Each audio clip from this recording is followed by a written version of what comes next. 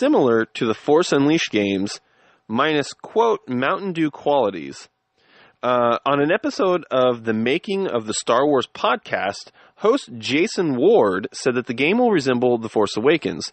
So basically what he's saying by the Mountain Dew qualities is in regards to the absurdities of the games that were, The Force Awakens. So like the pulling a Star Destroyer down from orbit and destroying it, or, like jumping up in the air and then like causing like this huge force lightning ball and then like throwing it at a Rancor, like just the over the top absurdities that were in the game. And and I've been on like discussion boards and on Reddits and stuff like that where people were like, oh no, that was super cool and that's what the Force is supposed to be about. And for me, it was just boring. I thought the storylines were great, but the gameplay was so boring. It was just, you were an untouchable god character, and it just, to me, it just felt not grounded in what they've had established in Star Wars at that point. And, and I'm also, I'll go on record saying that I was not a huge fan at all of the majority of the Expanded Universe books. I thought it was just like action figure, godlike stories is all it was, and that's how I felt with the gameplay of The Force Awakens. I thought, the graphics were cool. I thought the storyline was cool. It was voice acted amazingly, but the gameplay, it was just ridiculous. So anyway, on the podcast, the Jason Ward, he said that, that's what he meant by that. But, and like, we don't know who his inside sources are, but that's what he's claiming that they've told him.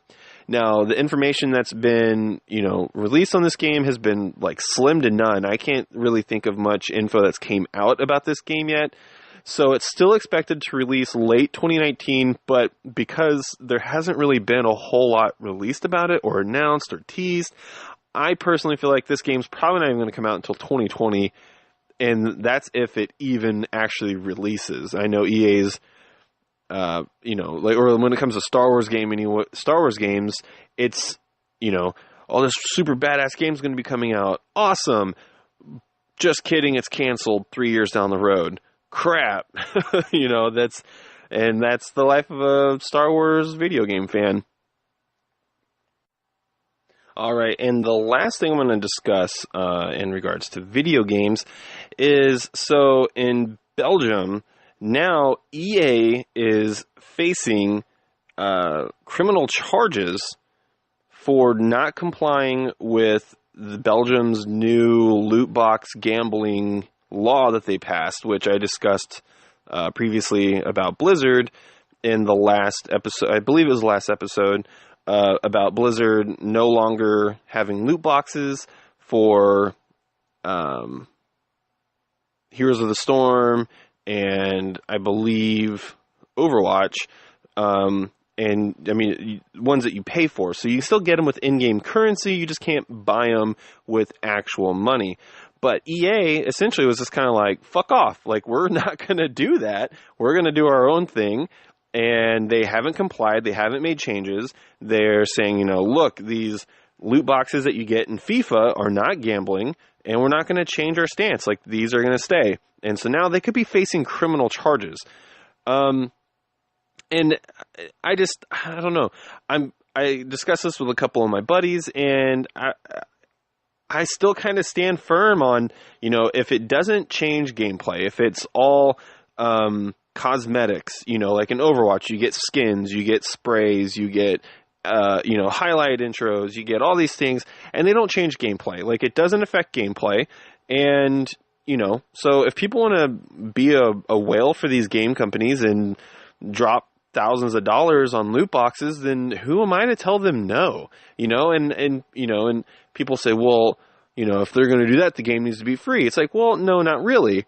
I mean, like with Overwatch, look at their business model. You buy the base game. I think now it's like $40, and it has extremely high replay value.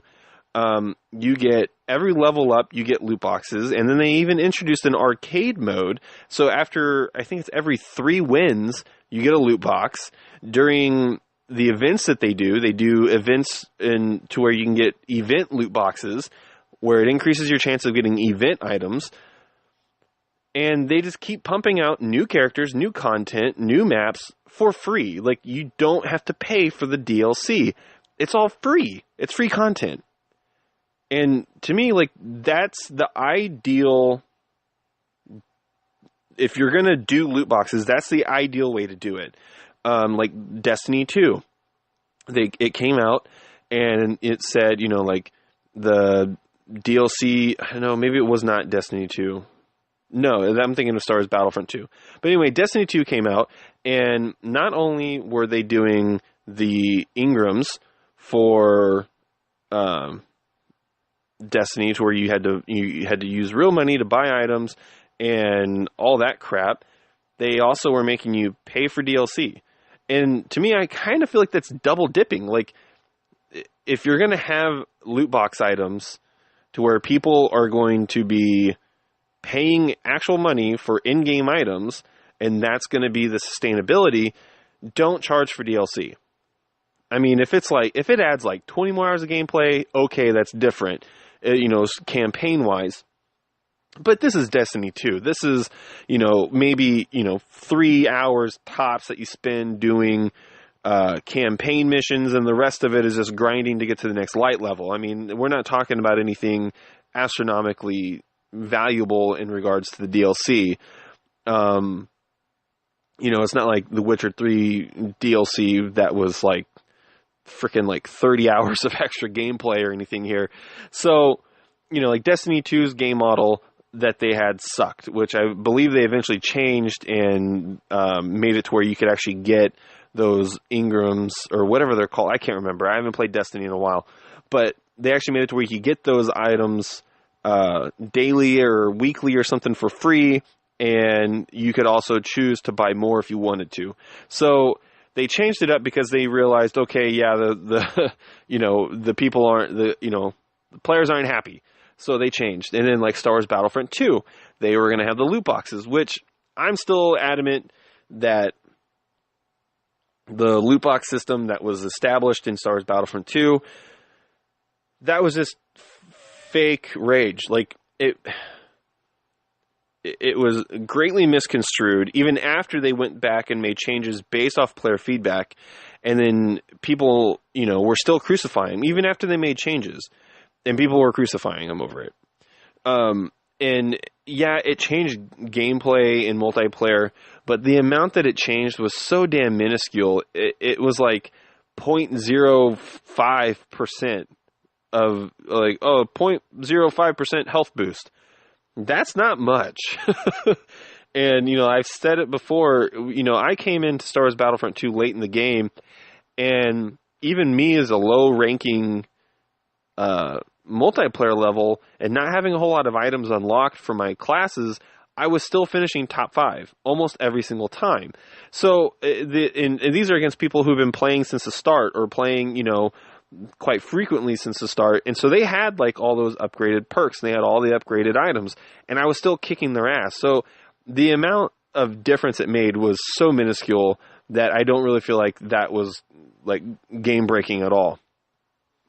You know, if it were to have been, this gives you 0.5%, you know, like a 50% damage boost, then yeah, that's different. Like that's game breaking. That's, you know, that's not fair to people who aren't paying real money for those items. That's completely different. But that's not what the case was with Star Wars Battlefront 2. So even with FIFA, like I said, I don't play FIFA. I play Madden. My dad gave me, bought me a copy of Madden, so we could play together. And so, you know, like I had like last year's Madden game, and I played the Mutt League stuff, you know, just for fun. And, you know, there was the card packs and all that. But even with those, like, I didn't feel compelled to drop money on Mutt packs. Like I didn't, on player packs, I didn't feel compelled to do that because, number one, the game mode wasn't that addicting for me, and I got free game packs, like player packs, all the time. So like I didn't really feel the need to have to buy any. You know, if it was, here's, you know, a Madden game, the only game mode is this, but the only way you can get these cards is if you spend real money. Oh, okay, then that's a problem. But if they offer you the ability to be able to acquire those same items, like through in-game currency or through in-game events, I don't really see a problem with it. But apparently Belgium does, and apparently a lot of people do, because the internet is like foaming at the mouth over this. You know, they're like, yeah, fuck you, hey, they deserve this. But for me, I see it, number one, they're a business. They're not here to do a community service and give stuff away for free. They have to make money. And I do know that, you know, this is a way for them to make money. And I don't know, I don't see it as a problem. I don't see it as gambling. I guess my thing is I don't see it as gambling. I see it no different than going to your local shop, like comic shop, and buying a pack of Magic cards. I don't see it any different than buying a pack of Hearthstone cards. I don't see it any different from that. Like, there's still, like, the odds of you getting really good items. There's still, you know, like, those, you're going to get those good pulls. You're going to get those, like, rare cards. You're going to get, you know, those rare items. Just like with loot boxes, like, you know, here's, you know, these different tiers, like these lower tiered ones, you're going to get a lot of crap. You're not going to, you know, you can still get good items, but you're not going to get as good items, you know. And then so like, oh, the second tier, well, you know, you have better opportunity of getting these kinds of cards. Okay, cool. And then so as long as it's stated the odds of you getting whatever item, then I don't really think it should be considered gambling. I feel, you know, like one of my buddies mentioned Counter-Strike Go and like the whole gambling thing that was going on with that. But for me, I don't see people gambling off FIFA stuff. Like, I don't see people gambling off Overwatch stuff. I don't see people, you know, gambling off all these other items from these other games. I don't see people gambling off Hearthstone cards. I don't see people gambling off skins to Heroes of the Storm. So I don't equate the two. I don't feel like they're, you know, the same. You know, Counter-Strike Go, there was that whole gambling racket, which I believe H3 actually instigated a huge interview or investigation that actually like brought down those gambling rings for Counter-Strike Go. And those things were a racket. Those, you know, that was gambling, because that was people spending thousands of dollars on like an item, or like the opportunity to get a super rare item, whereas, you know, and then turn around and sell it. But whereas like with these other games, like there's no resale value to the items you get. There's no monetary value. Like, you can't say, oh, well, I got this super rare helmet in Destiny 2. I can turn around and sell this for $400. Like, there's nothing like that. There's not a market like that set up in place. It's, you get these loot boxes, you get these Ingrams or whatever they're called in Destiny 2. You get these packs, whatever they are, and I keep them on my game. I keep them on my character.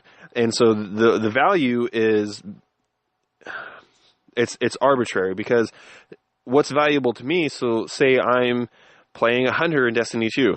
What's valuable to me is hunter items. And so that's valuable to me. So if I get hunter items, then hey, I feel like I was not cheated in this loot box. But if I were to get warlock items and I don't play warlocks, I would think, well, what the shit? I got cheated. Like, this isn't fair. Then I would feel like I didn't get my money's worth at that point. But with loot boxes, I feel like I get my money's worth. You know, like, and I haven't even bought any loot boxes with my own personal money. Anytime I've gotten loot boxes, it's always been through in-game currency. So I've never really been disappointed with the loot box system. And, you know, so, and maybe, you know, I'm not saying I'm right. I'm not saying that, you know, my viewpoint on this is correct at all. But, you know, I mean, personally, I don't see a problem with the loot box system that is in place. But I'm interested in what you guys think. So I'll be posting on all the socials, and I look forward to discussing this with you guys. You know, because like I said, I'm not saying I'm right, but I don't really feel like it's wrong either. I don't know. There's like some gray areas in regards to loot boxes. But I guess bottom line, I don't feel like loot boxes are gambling. So, I don't know. Like I said, I'll post on the